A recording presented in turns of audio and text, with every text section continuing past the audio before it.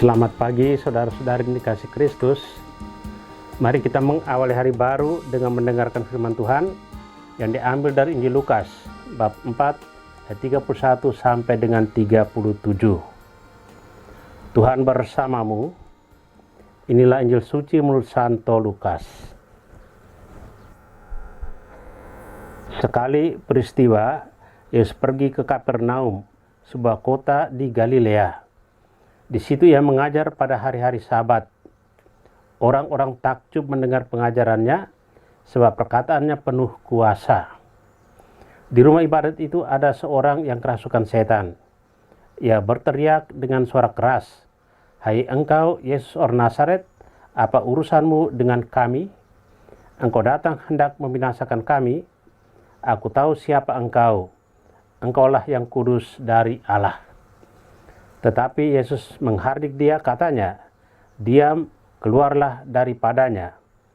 Maka setan mengempaskan orang itu ke tengah orang-orang banyak, lalu keluar daripadanya, dan sama sekali tidak menyakitinya.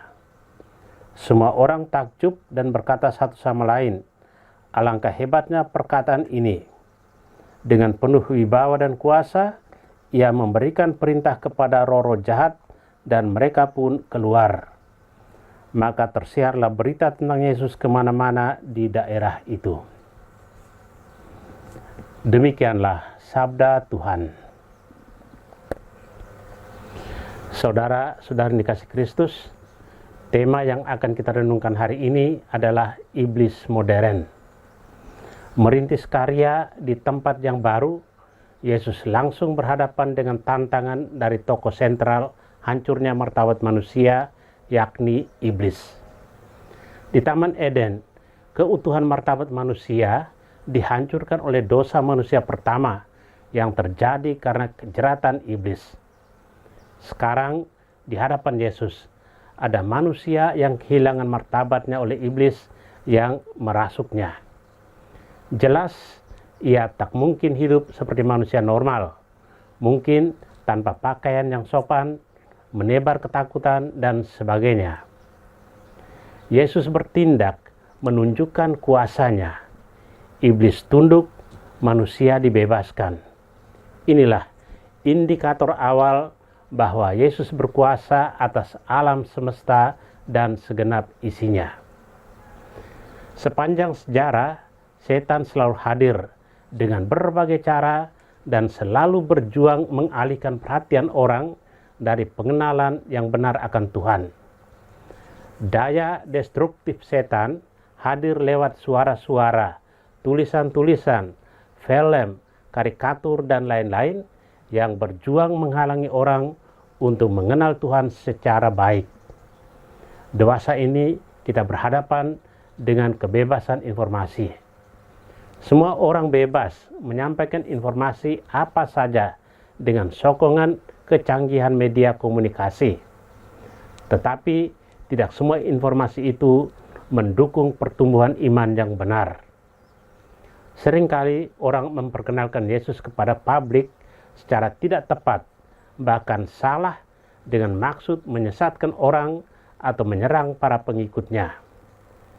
Kita perlu terbuka untuk mendengar semua bentuk informasi, tetapi kita perlu juga berpikir kritis agar mampu membedakan ajaran yang benar dari ajaran yang salah atau ajaran yang punya otoritas dan ajaran abal-abal.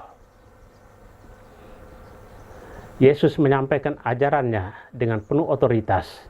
Maka marilah kita mendengarkan ajaran yang benar dan berjuang mengenal Tuhan lewat cara yang memiliki jaminan otoritas, khususnya otoritas gereja. Kita mesti waspada terhadap cara kerja iblis modern. Saudara-saudari terkasih, walau masyarakat modern cenderung mengesampingkan peran iblis, itu tidak berarti iblis lenyap. Malah, dalam bungkusan ketidakpercayaan manusia, iblis bisa bekerja lebih efektif.